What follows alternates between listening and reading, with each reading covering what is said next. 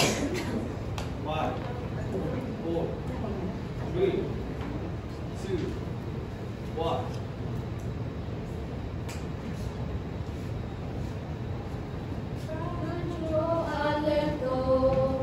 Laging kasama mo, palitang mabilis, totoo at bago, kasama araw-araw sa buhay kaagapay sa Radyo Alerto. Ikaw ay protektado, DYRA, DYRA.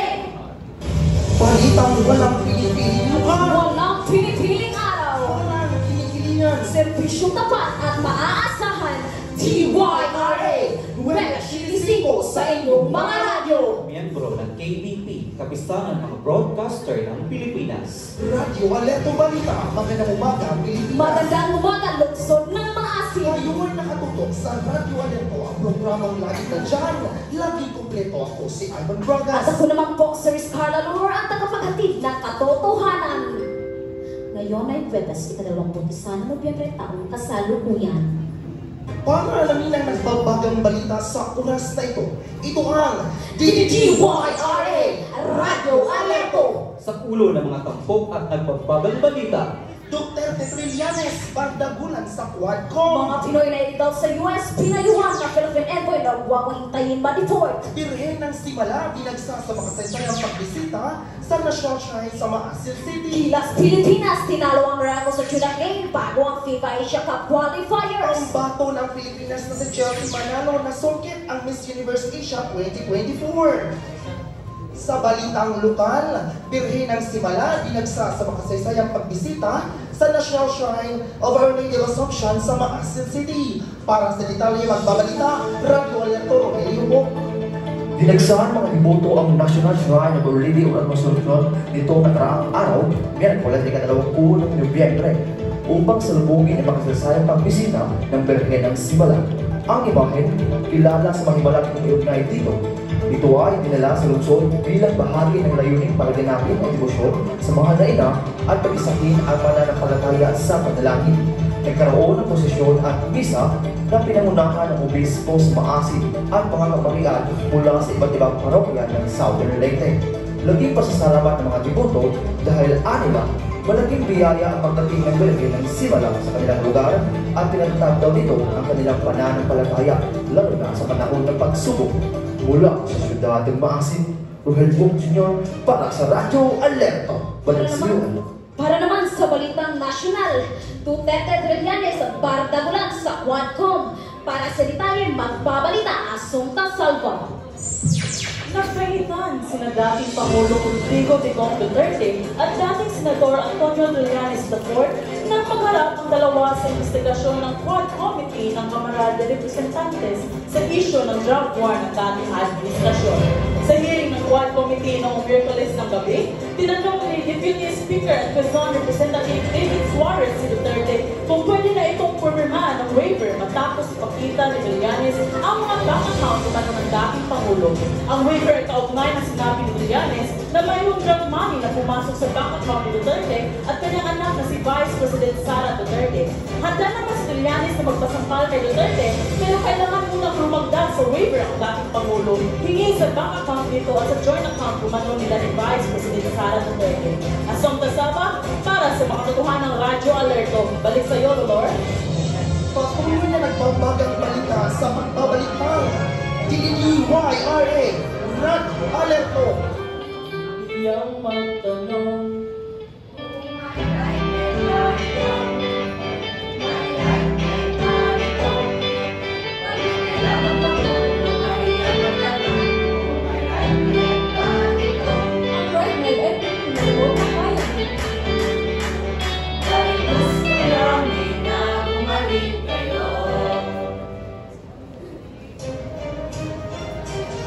At sa pagbabalik ng Radyo Alerto. Sa balitang internasyonal naman, mga Pinoy na illegal sa US, pinayuhan ng Philippine Envoy na huwag nang hintayin na ma-deport.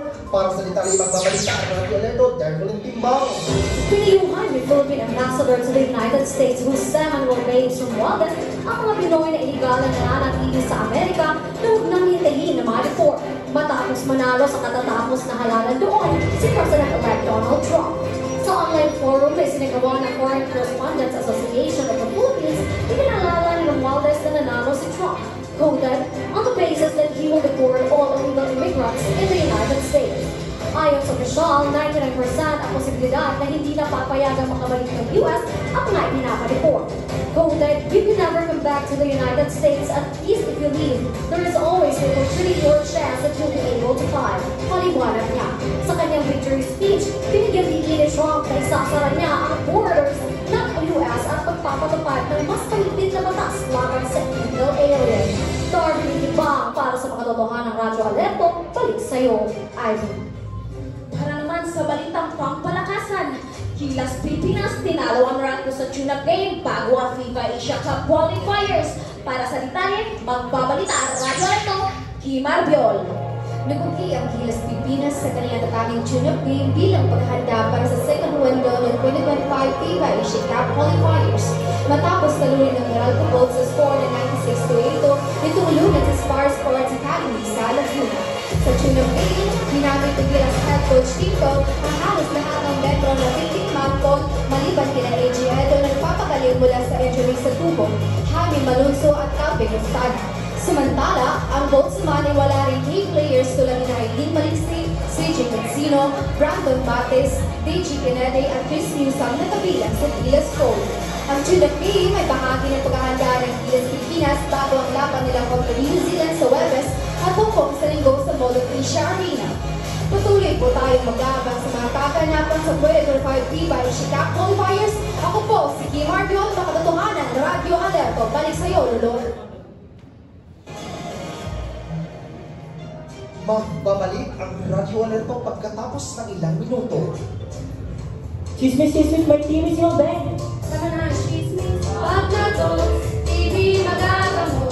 Anim na pagkamutan, tutok sa pag-inom. Araw-araw, At healthy lifestyle, ipairan. tuldok. Of course, every day, but see all the way. Hala, ikalat ang balita. Yung mga bedroom na. Kasote talaga, ibalita sa iba. TPI Tulungan. Ang palalag ito ay natin sa inyo ng DOH at nagpipilan ito. At nagbabalik ang Radyo Alerto. Para naman sa lagay ng panahon, paglabas ni Pepito sa Paro, walang nakikitang bagong bagyo sa ngayon. Pakinggan natin ang balita natin kay Karis Calvan. Ang bagyong Pepito umani na umabot sa kategoriyang Super Typhoon ay tuloy nang lumabas ng Philippine Area Responsibility noong Lunes, Nobyembre 18, sa may bandang alas 12 ng tanghali bilang isang severe tropical storm. Ayon sa Pag-asa, bandang alas 4 ng hapon, ang Pepito ay nasa layong 410 kilometro kanluran ng Mawag City, Ilocos Norte. Patuloy itong kumikilos sa ilang kanluran sa bilis na 20 kilometro kada oras. Taglay lakas ng hangin na 110 kada oras at bugso na umaabot sa 120 kilometro bawat oras. Mula Aurora, tinahak ng bagyo ang Quirino, Nueva Vizcaya, Benguet at La Union bago ito tuluyang lumabas ng kalupaan ng Luzon noong linggo ng gabi patungong west ng Philippine Sea. Pagamat nakalabas na ng PAR ang Pepito, nananatili ang tamtaman hanggang sa napakalakas na alon sa bahagi ng karagatan sa susunod na 24 oras. Kaya mapanganib ang paglalaya para sa lahat ng uri ng sasakyang pandagat. Clarence Calvan para sa ulat ng panahon, Makatotohanang Radyo. Balik sa iyo, Ulor. Para sa showbiz ganap, narito si Chika Cyrus Castillo. Maraming salamat, Ivan. Chika. Chelsea Manalo uuwing kaunahan Miss Universe Asia sa karatapos lang ng Miss Universe 2024 sa Mexico. Hindi man nauwi ang ilimang Miss Universe Corona ng Pilipinas. Si Chelsea ang isa sa mga 4 na Continental Queens na hindi lang ng Miss Universe Organization. Ang ibang pang Continental Queens ay si Matilda Wurteviri ng Finland bilang Miss Universe Europe and Middle East, Tatiana Calmera Piro bilang Miss Universe Americas, at si Dima Arechina bilang Miss Universe Africa and Oceania. Ang 4 na Continental Queens ay sisilbing ambassadors ng organisasyon sa kinikilang mga kontinente. Natapos si Chelsea parte ng top 30.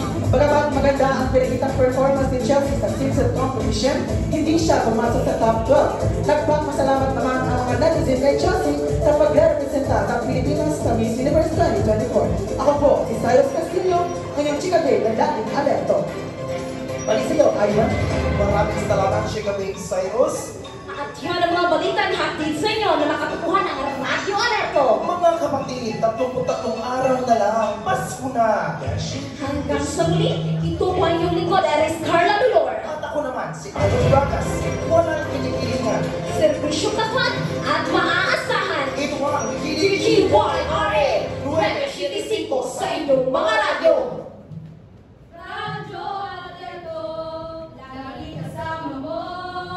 Balita mabilis, totoo at bago. Kasama araw-araw sa buhay kaagapay sa Radyo Alerto. Ikaw ang protektado. TY